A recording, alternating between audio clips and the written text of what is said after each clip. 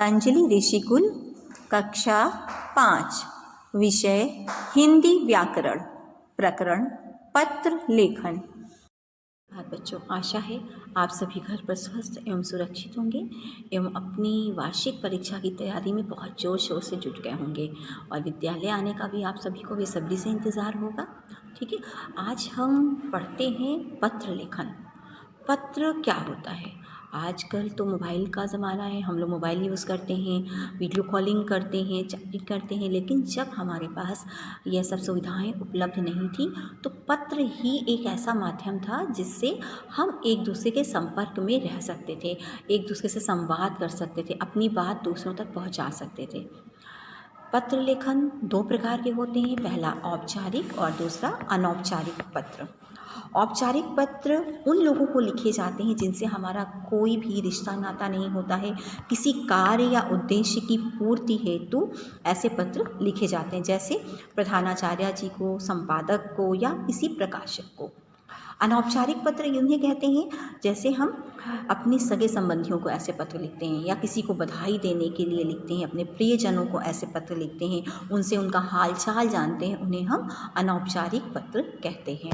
तो आइए इस वीडियो के माध्यम से हम जानते हैं पत्र लेखन किसे कहते हैं और इनके कितने भेद होते हैं।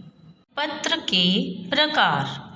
पत्र मुख्य रूप से दो प्रकार के होते हैं, औपचारिक पत्र, अनौपचारिक पत्र।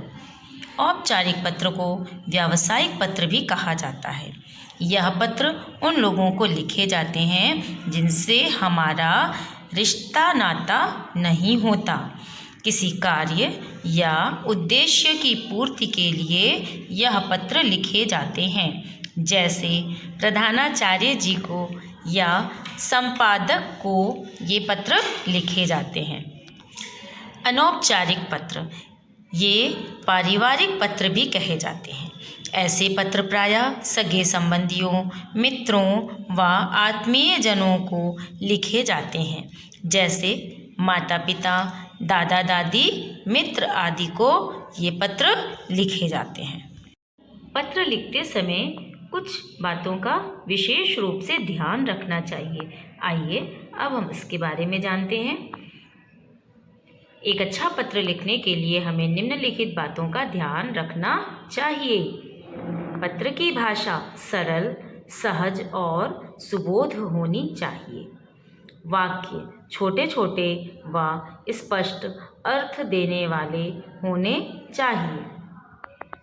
विराम चिन्हों का प्रयोग सावधानी पूर्वक करना चाहिए। उनका उचित प्रयोग न होने पर अर्थ बदलने का भय रहता है। पत्र में उचित स्थान पर पत्र लिखने वाले को अपना नाम, पता, पाने वाले का नाम, पता तथा दिनांक स्पष्ट रूप से लिखने चाहिए। उचित संबोधन के साथ कम से कम शब्दों में अपनी बात लिखनी चाहिए। औपचारिक पत्रों में विषय ज़रूर लिखना चाहिए।